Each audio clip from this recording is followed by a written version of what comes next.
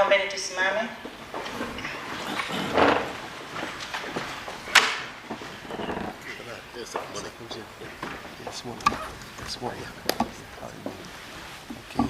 Asanteni, naomba tukae.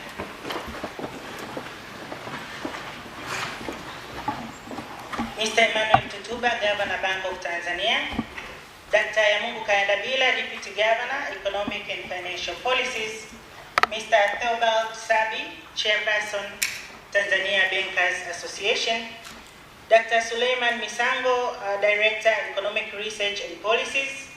Mr. Emmanuel Akaro, Director, Financial Markets. CEOs of banks, mobile network operators, and the representatives, members of the press, staff of the Bank of Tanzania, ladies and gentlemen, good morning. This morning. Jamhuri ya Muungano wa Tanzania. Kazi endelee. It is a pleasure to welcome you all to this important meeting where we convene to receive the Monetary Policy Committee statement regarding the central bank rate for the fourth quarter, which will be shortly announced by the Governor, Bank of Tanzania. This meeting reflects our shared commitment to transparency, collaboration, and informed decision-making in the financial sector. Without further ado, I now invite the Governor, Bank of Tanzania, Mr. Emmanuel Tutuba, to announce the central bank rate. Welcome, Governor. Yeah, thank you very much, Madam Moderator, Deputy Governor, Dr. Kayandabila, my brother, Chair of TBA, Sabi, the other directors, Misango and the Akaro, dear colleagues, CEOs of different banks here in Tanzania, colleagues from mobile money operators and the mobile network operators, other colleagues from different financial institutions. I've seen my brother, others from CMSCA, TIRA, TLB, dear colleagues, distinguished members of the press, ladies and gentlemen, a very good morning to you all. Yeah, it is a pleasure to welcome you once again to this important session of the central bank rate announcement, where, as alluded by the moderator, that we have been actually announcing similar issues on quarterly basis. And as you are aware that the central bank rate is just announced quarterly, immediately after the Monetary Policy Committee meeting. Therefore, I will just announce the central bank rate for the fourth quarter ending December 2025, following the MPC meeting, which was held yesterday, Wednesday, 1st October 2025. In addition, I will also briefly present the outcome of the monetary policy implementation, as well as the recent economic performance and the outlook. To begin with, the MPC decision on the central bank rate, I'm glad to inform you that the MPC decision for yesterday has decided now to maintain the central bank rate at 5.75%, and the decision reflected the projection of stable inflation within the targeted range of 3 to 5%. The MPC has made analysis and observed that growth of the economy is expected to remain strong for the fourth quarter of 2025. In line with the MPC decision, the Bank of Tanzania will implement monetary policy to ensure the 7-day interbank rate continue to move within the corridor of 2 plus or minus percent from the central bank rate. With regards to monetary policy implementation, we have observed that during the third quarter of 2025, the bank implemented monetary policy to ensure the 7-day interbank rate moves closer to the CBRR, which was 5.75%. Now, the implementation of the monetary policy was successfully as liquidity in the interbank market improved significantly, and the 7-day interbank rate trend was within the corridor and remained closely to the CBRR in the most of the period. With regard to the recent global economic condition and outlook, I'm glad to inform you that growth in the advanced and emerging markets slowed slightly during the third quarter of 2025, and yet remained resilient in the face of geopolitical conflicts and trade tariff-related pressure. In the fourth quarter of 2025, global activities are expected to strengthen. Inflation continued to decline, reaching below the central bank's target in most economies. Consequently, most central banks either maintained or eased the policy rates to support growth.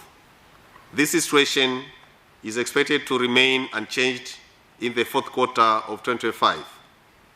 Commodity prices, notably oil prices, were lower throughout the third quarter compared to the previous quarter, averaging at USD 68 per barrel. The price of gold remained high, averaging USD 3,354.1 per troy ounce, and is projected to increase slightly.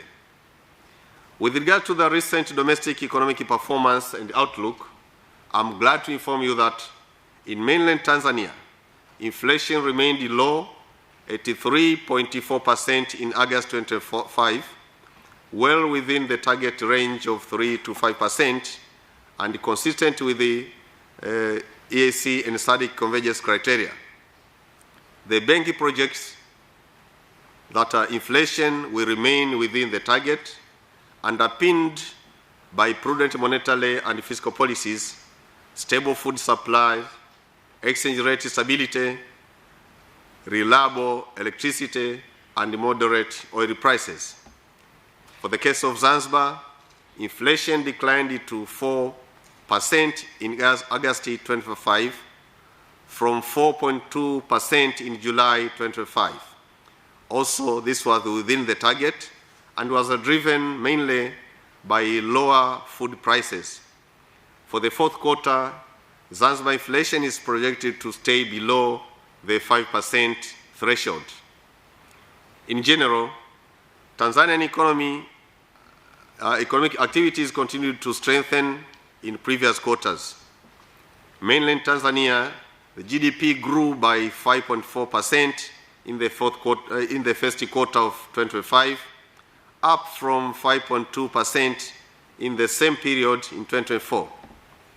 The key drivers to this growth were mining, agriculture, financial insurance services, construction, and manufacturing activities. Growth of more than 6% is estimated in the second and third quarters of 2025. This with a similar momentum that is expected to be performed in the fourth quarter, and is supported by strong public and private investment, as well as the robust export performance. For the case of Zanzibar, the economy also grew strongly by 6.4% in the first quarter of 2025, as in this corresponding quarter last year, and this was driven by tourism, construction, and agricultural activities. The Zanzibar economy is now projected to grow at 7.3% in the year 2025.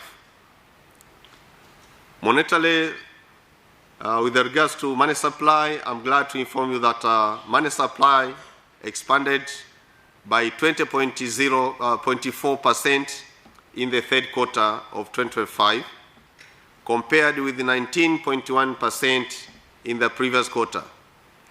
This was driven by private sector credit, which continued to grow strongly at around 16%, owing to an improvement in liquidity and the private sector investment.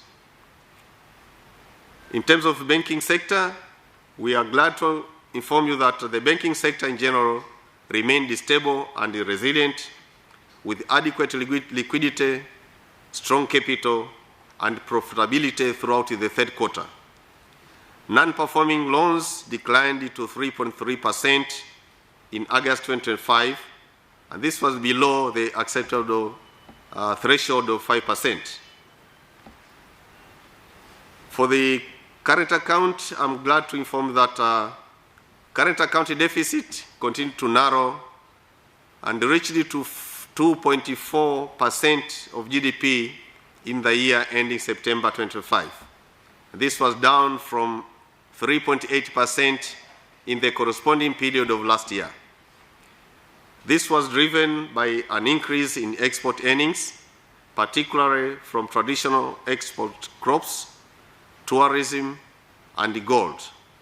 Meanwhile, global oil prices were moderate, and in Zanzibar, we have experienced that the current account posted a surplus of USD 685.6 million for the year ending September 25, up from USD 499 million recorded in the previous year. And this was mainly due to improved services receipts, particularly from tourism activities. With regards to foreign exchange, I'm glad to inform you that foreign exchange liquidity in the economy continued to improve, and the same, we have seen that Tanzanian shilling was strengthened against major currencies. For the third quarter of 2025, Tanzanian shilling appreciated by 8.4% against the US dollar, compared with a moderate appreciation of 0.7% in the preceding quarter. Foreign exchange reserves remained high at around USD 6.4 billion, covering more than 5 months of projected imports. The import cover is consistent with the minimum requirements of 4.0 months for the country target and the 4.5 months for the EAC benchmark. During the fourth quarter, foreign exchange liquidity is expected to continue improving, supported by seasonal tourist activities, which are going to reach the peak, as well as ongoing cash crops harvest and the high gold prices. With regards to fiscal performance for the third quarter, it was satisfactory in both mainland Tanzania and Zanzibar. Domestic revenue exceeded the targets, and this was due to improved tax administration and compliance. Expenditure were also aligned with available resources, reflecting continued prudent fiscal management. Public debt remained largely unchanged from the preceding quarter, and this was due to narrow or new borrowings that were primarily directed to strategic infrastructure projects. In this regard, that was the issue that we discussed in the Monetary Policy Committee based on the resolutions made yesterday. And from this trend, I'm glad also to inform you that the next CBR announcement will depend on the arrangements from the MPC meeting, which is scheduled to be held on 7th January 2026. And in this regard, the announcement for the next CBR will be made on 8th January 2026. Maybe I can also echo the same, maybe in a Swahili language. Ndugu zangu washiriki, mabibi na mabwana, napenda kuwakaribisha tena katika kikao hiki muhimu cha kutangaza riba ya Benki Kuu.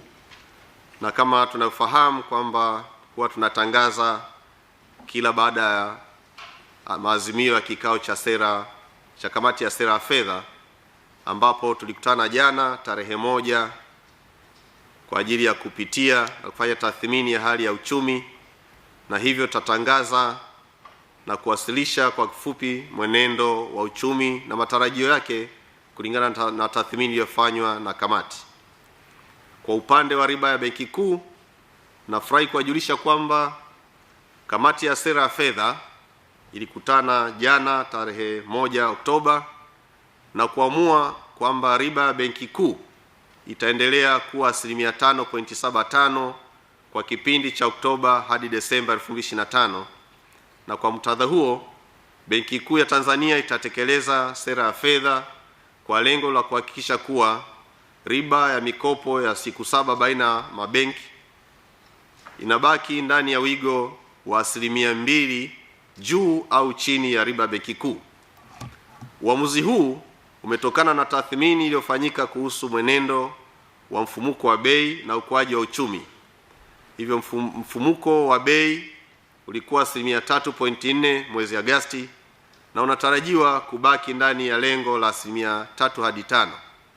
Wakati huo huo, makadirio ya Benki Kuu ya Tanzania yanaonesha kuwa uchumi utaendelea kukua kwa kasi ya kuridhisha. Kuhusu utekelezaji wa sera ya fedha kwa robo ya iliyoishia Septemba 2025, nafurahi kuwajulisha kwamba utekelezaji wa sera ya fedha katika robo ya mwaka iliyoishia Septemba 25 ulifanikiwa kuwepo kwa ukwasi wa kutosha kwenye mabenki, na Benki Kuu ilitumia nyenzo zake za sera ya fedha, hususan mikopo ya muda mfupi kwa mabenki, ili kuongeza ukwasi kwenye uchumi. Hatua hii ilichangia kuimarisha ukwasi na kupelekea kupungua kwa riba ya mikopo ya siku 7 baina ya mabenki, ambapo benki zilikopeshana ndani ya wigo uliowekwa wa 2% juu au chini ya CBR au ile riba Benki Kuu.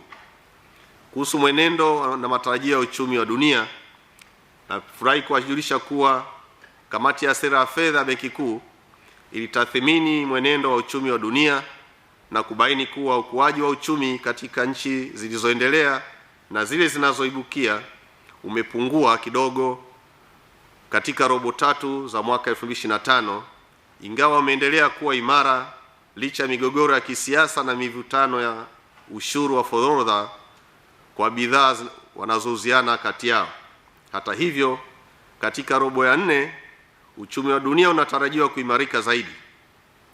Mfumuko wa bei pia umeendelea kupungua na kufikia malengo ya Benki Kuu katika nchi nyingi duniani. Kufuatia mwenendo huo, Benki Kuu nyingi duniani ziliamua kudumisha au kupunguza riba zao za Benki Kuu ili kuendana na sera ya fedha ili kuchochea ukuaji wa uchumi. Mwenendo huu unatarajiwa kuendelea katika robo ya 4 ya mwaka 2025, na bei za bidhaa katika soko la dunia, hususan mafuta ghafi, zilipungua hadi wastani wa dola za Marekani 68 kwa pipa ikilinganishwa na robo mwaka iliyotangulia. Pia bei ya dhahabu iliendelea kuwa juu kufikia wastani wa dola za Marekani 3354.1 kwa wakia moja, na zinatarajiwa kuendelea kuongezeka kidogo katika kipindi kinachoendelea. Kuhusu mwenendo na matarajio ya uchumi wa ndani, nafurahi kuwajulisha kuwa mfumuko wa bei kwa Tanzania bara ulikuwa 3.4 mwezi Agosti 2025, ndani ya lengo la nchi la 3 hadi 5, na unaokidhi vigezo vya mtangamano wa kiuchumi kwa nchi za EAC pamoja na SADC.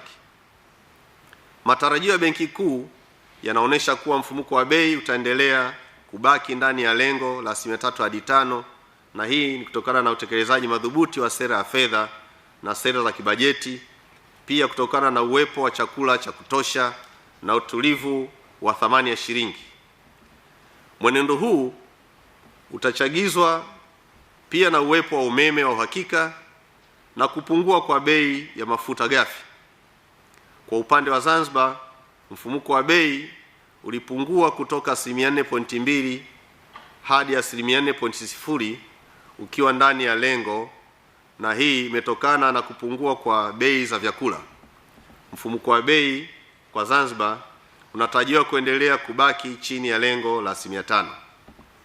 Kuhusu shughuli za kiuchumi, tunafurahi kuwajulisha kuwa shughuli za kiuchumi hapa nchini ziliendelea kuimarika, na kwa upande wa Tanzania bara uchumi ulikuwa kwa 5.4% katika robo ya kwanza ya mwaka 2025 ikilinganishwa na 5.2% katika kipindi kama hicho mwaka 2024. Mwenendo huu ulichangiwa zaidi na shughuli za uchimbaji wa madini, shughuli za kilimo, huduma za fedha na bima, shughuli za ujenzi na shughuli za uzalishaji viwandani. Benki Kuu ya Tanzania inakadiria kuwa uchumi utaendelea kuimarika na inatarajia kwamba utakuwa zaidi ya 6% katika robo ya pili na ya tatu ya mwaka 2025. Ukuaji katika robo ya 4 ya mwaka 2025 unatarajiwa pia kuwa na mwenendo wa kuridhisha. Matarajio haya yatachagizwa zaidi na uwekezaji unaofanywa na serikali pamoja na sekta binafsi ambao umeendelea kuongezeka, hususa kwa mauzo ya bidhaa na huduma nje ya nchi. Uchumi wa Zanzibar ulikuwa pia kwa 6.4% katika robo ya kwanza ya mwaka 2025, sawa na ukuaji uliorekodiwa katika kipindi kama hicho kwa mwaka 2024. Ukuaji huu ulichangiwa zaidi na shughuli za utalii, ujenzi na kilimo. Na kwa upande wa Zanzibar uchumi unatarajiwa kukua kwa 7.3% kwa mwaka huu wa 2025. Ndugu zangu, kuhusu ujazi wa fedha, nafurahi kuwajulisha kuwa ujazi wa fedha uliendelea kuongezeka kwa kasi kama ilivyokuwa katika vipindi vilivyopita, ukichagizwa zaidi na ukuaji wa mikopo kwa sekta binafsi. Katika robo mwaka iliyoishia Septemba 2025, ujazi wa fedha ulikuwa kwa wastani wa 20.4% ikilinganishwa na 19.1% katika robo iliyotangulia. Mikopo kwa sekta binafsi iliendelea kuongezeka kwa kasi ya 15.9% ikichangiwa na uwepo wa ukwasi wa kutosha katika uchumi pamoja na ongezeko la uwekezaji katika sekta binafsi. Kuhusu sekta ya benki, nafurahi kuwajulisha kuwa sekta ya kibenki iliendelea kuwa thabiti ikiwa na ukwasi wa kutosha, mtaji wa kutosha na inayoendelea kutengeneza faida. Aidha, vihatarishi katika utoaji wa mikopo viliendelea kupungua, ambapo kiwango cha mikopo chechefu iliendelea kupungua hadi 3.3% mwezi Agosti 2025, ikiwa iko chini ya kiwango kinachokubalika cha 5%. Kuhusu sekta ya nje, nafurahi kuwajulisha kuwa sekta ya nje imeendelea kuimarika ikichangiwa na ongezeko la mauzo ya bidhaa na mazao ya biashara nje ya nchi pamoja na shughuli za utalii na dhahabu, pamoja na kupungua kwa bei za mafuta ghafi katika soko la dunia. Nakisi ya urari wa malipo ya kawaida kwa Tanzania bara ilipungua hadi 2.4% ya pato la taifa kwa mwaka ulioishia Septemba 2025 kutoka 3.8% ya pato la taifa kwa mwaka uliotangulia. Kwa upande wa Zanzibar, ziada ya urari wa malipo ya kawaida iliongezeka hadi dola za Marekani milioni 685.6 kwa mwaka ulioishia Septemba 2025 kutoka dola za Marekani milioni 499.0 kwa mwaka uliotangulia, na hii imetokana na ongezeko la mapato ya huduma hususan kupitia shughuli za utalii. Ndugu zangu, kuhusu Sekta ya nje, nafurahi kuwajulisha kuwa imeendelea kuimarika, na kuimarika kwa sekta ya nje kulichangiwa zaidi na ongezeko la ukwasi wa fedha za kigeni katika uchumi pamoja na kuimarika kwa thamani ya shilingi. Katika robo ya tatu ya mwaka 2025, thamani ya shilingi iliendelea kuimarika, ambapo thamani yake iliongezeka kwa asilimia 8.4 ikilinganishwa na asilimia 0.7 iliyokuwa imeimarika katika robo mwaka iliyotangulia. Akiba fedha za kigeni iliendelea kuwa imara, ambapo hadi mwisho wa Agosti 2025 ilifikia akiba ya dola za Marekani bilioni 6.4, kiwango kinachotosheleza uagizaji wa bidhaa na huduma kwa zaidi ya miezi mitano, sanjari na lengo la nchi la miezi 4.0 pamoja na vigezo vya kikanda vya EAC ambavyo ni miezi 4.5. Vile vile, ukwasi wa fedha za kigeni unatarajiwa kuendelea kuongezeka kutokana na mauzo ya korosho na dhahabu pamoja na shughuli za utalii zinazoendelea katika kipindi hiki. Kuhusu utekelezaji wa bajeti, nafurahi kuwajulisha kuwa utekelezaji wa bajeti katika robo ya kwanza ya mwaka 2025-26 ulikuwa wa kuridhisha kwa Tanzania bara na Zanzibar. Mapato ya ndani yalivuka lengo kutokana na mwenendo mzuri wa ukusanyaji wa mapato kufuatia kuongezeka kwa utayari katika ulipaji wa kodi pamoja na usimamizi mzuri wa kodi sambamba na uthabiti wa matumizi ya serikali yaliyoendelea kuianishwa na rasilimali zilizokuwa zimekusanywa, hali inayoakisi usimamizi madhubuti wa fedha za umma. Vile vile, deni la taifa halikuwa na mabadiliko makubwa katika robo mwaka iliyotangulia, ambapo sehemu kubwa ya fedha zilizopokelewa zielekezwa kwenye miradi ya kimkakati ya ujenzi wa miundombinu. Maelezo ya kina kuhusu mwenendo wa uchumi na mwelekeo wake yanapatikana katika ripoti ya kamati ya fedha ambayo ipo kwenye tovuti ya Benki Kuu. Hivyo napenda pia kuwajulisha kuwa tarehe ya kutangaza riba ya Benki Kuu katika awamu au robo mwaka inayofuata itatokana na kikao cha kamati ya sera ya fedha ambacho kinatarajiwa kukutana tarehe 7 Januari 2026, na hivyo siku ya kutangaza sera ya fedha ya Benki Kuu itakuwa ni tarehe 8 Januari 2026. Nashukuru wote kwa kunisikiliza. Asanteni. Asante sana gavana kwa kutangazia riba ya Benki Kuu ya robo ya 4 ya mwaka huu ambayo imeendelea kuwa 5.75. Sasa tunapenda kuwakaribisha waandishi wa habari kwa ajili ya maswali, lakini pia kwa ajili ya kupata ufafanuzi zaidi. Karibuni.